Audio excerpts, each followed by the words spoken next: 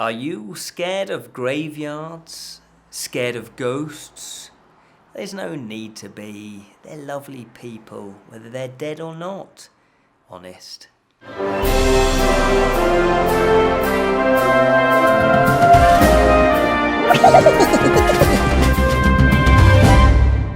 Hello and welcome to the Friday Fantasy Show from the Bottled Imp, exploring the realms of fantasy. My name is Ken Boyter, and today we're taking a look at The Graveyard Book by Neil Gaiman, and in the UK it's illustrated by Chris Riddell. Now, this little book, this was given to me to read by a good friend of mine and a fellow murder mystery actress, although I'm an actor. Anyway, we do murder mysteries together. Marie, she said, "You have to read this." And I said, "Okay." So I did. The Graveyard Book, what is it all about? Well, as you can imagine, it's about a graveyard. But before we get to the graveyard, the book opens with a triple murder. Yes, a little bit sombre. I will say this is aimed at young adults as well. This is a YA book. But I found it to be very enjoyable as an adult as well. So it's one of these crossover books. So as you can imagine, I thought, a young adult book, and it opens up with a triple murder. But it's very well done, if I can put it that way. It's not done in a, glorifying murder or, violence or anything like that. It is actually quite crucial to the plot. It's one of the central strands of the book, as you can imagine, something as momentous as that. And the people that are murdered are actually a husband and wife. They're a mother and father, and their child. A child gets murdered, but they do have another child, and he is a little baby. Now, the murderer is an assassin. I don't want to give too much away. I try to do spoiler-free reviews, and he has been. This is a targeted murder. This isn't just some sort of random event that happens. The baby, because he is a baby, manages to kind of get past and be unseen by the assassin. So the baby, unbeknown, obviously the baby doesn't know what's going on, but manages to get out of the house, and he just finds himself, crawling along right down the street, right to the end of the street, until he gets to, yes, you've guessed it, a graveyard. And in the graveyard, he manages to crawl into the graveyard, and there are ghosts and ghouls. Yes, my friends, they do exist. Now, these ghosts, they find the baby and they think, well, hang on, this is a baby, it's live, what's happened to its parents, its guardians, why has it come to us? But they decide, being nice ghosts, that they're going to adopt it. Oh, and there is a couple, Mr. and Mrs. Owens. Obviously, remember, these are dead people, these are ghosts, these are spirits. And they have decided, yes, they're going to adopt this baby. It's all agreed by the fellow ghosts. And they're going to appoint a guardian. And the guardian's name is Silas. And this guardian, throughout the novel, is a bit mysterious. He's not quite a parent, but he's not quite, he's sort of there. And he seems to kind of need to go off and do a few missions. Now, that is the setup of the story. Now, the Mr. and Mrs. Owen, they actually Mrs. Owen names the baby, because they obviously don't know his name, Nobody Owens. And the reason why they do that is because nobody is like him. Nobody's like the baby. He is who he is. He's not like anybody else. He's nobody. He's like himself. And that nickname arrives as a nickname of Bod, as in nobody. Bod, which is quite cool. And because I do remember, as some of you may be old enough to remember, there was a brilliant children's TV show called Bod that was fantastic when I was a kid. Absolutely loved it. Here comes Bod.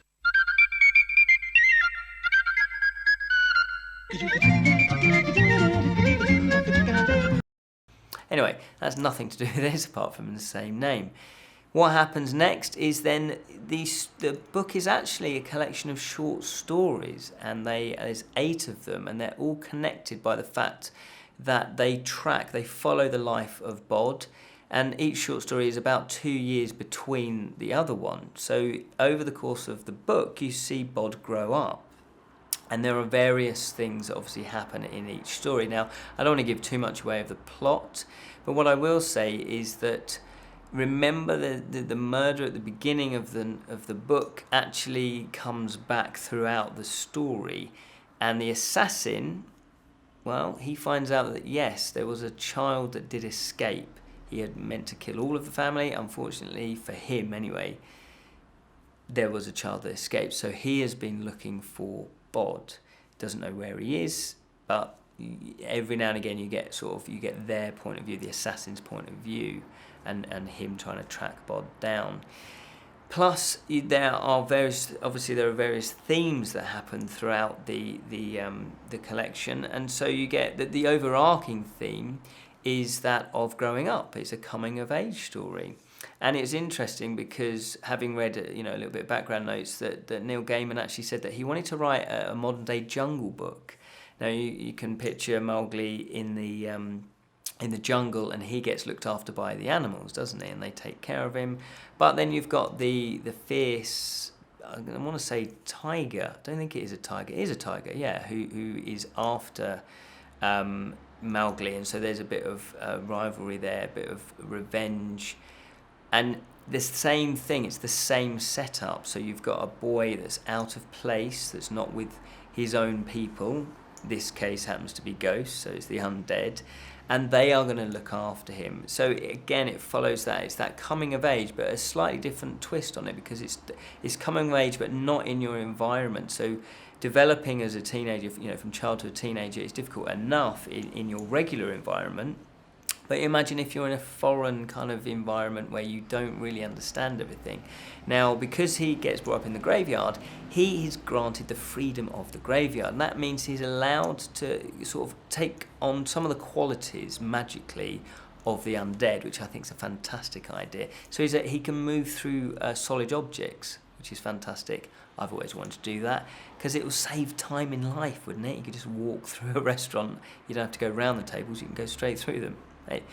And also he gets taught some tricks, if you like, some magic as well. So there's fading, which means he kind of can become invisible, but it's kind of like a trick of the light. So if you're not really looking at him, you sort of blend into the background. There's also haunting he learns, and also there's dream walking, which is a various form of kind of being able to just show up in people's dreams. I guess a bit like Freddy Krueger, but he does it in a nice way. So there's those elements to the whole all of his growing up as well. So he's learning, obviously not traditional subjects as he's growing up. He's learning about life, really, and he's learning about the undead. He's learning about history as well, because some of them are actually historical figures, which is a lovely touch.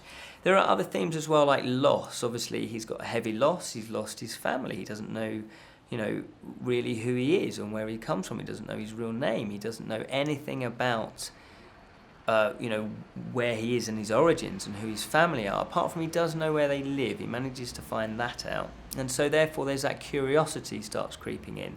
He wants to know more. He wants to know who he is. So you've got the theme of identity and obviously curiosity as well. I guess they go hand in hand. So he's trying to sort of, in amongst growing up, he's trying to work out who he is and where does he fit in with not only the people around him, but then his old life as well. And of course that then leads him to think about revenge, because he does know that his family has been murdered. He learns that as well. And then he starts thinking about, well, who murdered them and why? And therefore he starts taking on the theme of revenge, which obviously isn't always the best path to follow, but you can definitely understand why he wants to start thinking about that and start planning his revenge on the assassin. I don't really want to spoil too much about the assassin, because there's more to that plot strand, but that runs throughout each of these short stories as well. Plus, there's lots of love in this book, so it's not all macabre. It's although there is lovely sense of humour that runs through this. There's a theme of love as well. It's the love of adopted love. So obviously you've got adopted parents that just love him unconditionally. And then obviously the sort of more brotherly neighbourhood, or the sort of collective love of the community, i.e. all the other ghosts. They kind of all take a shine to him and actually, protect him and want to look after him and want to raise him as their own, so to speak. Raising dead, I'm sure there's a pun there. So it's one of those books that does also have that layer of love that runs through it as well. And like life, you're going to get love, you're going to get hate, you're going to get all the emotions, you're going to get all the things that happen to a person. And so Neil Gaiman manages to put those in there as well. I think it's important to put those in because you need a balance, you need hope. The other thing that I like about this book as well is there's a friendship theme as well. And there's a friendship, there's different types of friendship as well, because he does want to go to school. He wants to start learning, about what it's like to be a kind of normal living boy, so to speak. And he starts going off to school, but he has to blend in. But he then starts learning about human nature, and he sees that there's a few bullies that start bullying other kids. And he feels sorry for the other kids. So he's got empathy, which is a beautiful quality to have. And so he wants to sort out the bullies. He wants to take them on. I won't go into that little story, but yeah, it's a beautiful story about friendship and about loyalty. And also, as I say, there's revenge. And the assassin, again, should I say this? No, I'm not going to say this. I'm going to keep that one a mystery. Let's say that the revenge theme starts to crank up towards the end of the short story collection. Overall, I really, really did love this book. As I say, a friend of mine, Marie, she said, "You've got to read it." And I went, okay. And I didn't know too much about it. I have read a few other Neil Gaiman books before and absolutely loved them. We've done a review of The Stardust. That was one of his stories. That was a film that was adapted, one of his stories. Plus, we also did The Sleeper and Spindle and the Sleeper, which, again, I really, really loved. What I love about this is the imagination, the way that he manages to transpose the Mowgli setting, the Mowgli story and change the jungle to the graveyard. That's a beautiful twist. I love that. And there's a lot of care. You can tell there's a lot of care and passion. And Neil Gaiman said that he actually had this idea back in '85. This came out in, I think, 2008. And it was because he saw his son kind of just, riding his bike in a graveyard and just how at home and how at peace he was. And I always felt like that myself with graveyards. I love being in a graveyard. I think they're wonderful places. I don't find them scary or spooky at all. I think they, I always feel like I'm surrounded by the ghosts. I know it sounds a bit crazy, but I always feel a sense of love and peace and tranquility there. And that's what you get. It's a lovely, gentle, almost old-fashioned story. And I don't mean that in a bad way, but I mean that in a great way, where it's kind of proper storytelling. There's nothing flashy, there's nothing, let's put in loads of action just to grab the reader's attention, There's no tricks involved, it's just good old-fashioned storytelling. Lovely characterization, it's character-driven. You can really breathe in these stories, You don't feel like you're being jolted along, and it's plot-driven and it has to be action. No, there's actual thinking space in here, there's breathing space. The characterizations is beautiful. You start to kind of really care about Bod and his plight. You really want, you really want the ghost to be, to care for him, and they're all eccentric. I love that about it. There's loads of eccentric characters here, and I love the fact that when he introduces a ghost, he then in brackets puts what was on their gravestone. So he puts the dates of when they were alive, and then like a little message. A lot of them are quite humorous as well. So there's a beautiful humour that runs through it. It's not necessarily dark humour, but it's kind of bordering on that. It's also a gentle humour as well. Really, really love that. It did win quite a few awards, and I can understand why. The illustrations are fantastic as well. On each of them, they've put a little black and white ink story. Let me see if I can find one for you here. I'm sure I can. Can I? No. I knew this would happen. I should have bookmarked them, shouldn't I? Oh, there you go. I don't know how well you can see those. But they are really beautiful illustrations by Chris Riddell. Lovely black and white. They really just add to the whole atmosphere of the book, really sets it up. As I say, it did win awards. It won the Hugo Award for Best Novel. It also won the Locus Award for Best Young Adult Novel, and it won the Carnegie Medal as well. There are rumours that there's going to be adapted into a film, and I would love to see this because this, to me, is a character piece. it would make a great stage show as well. There's just something about it. It's got a lot of atmosphere to it.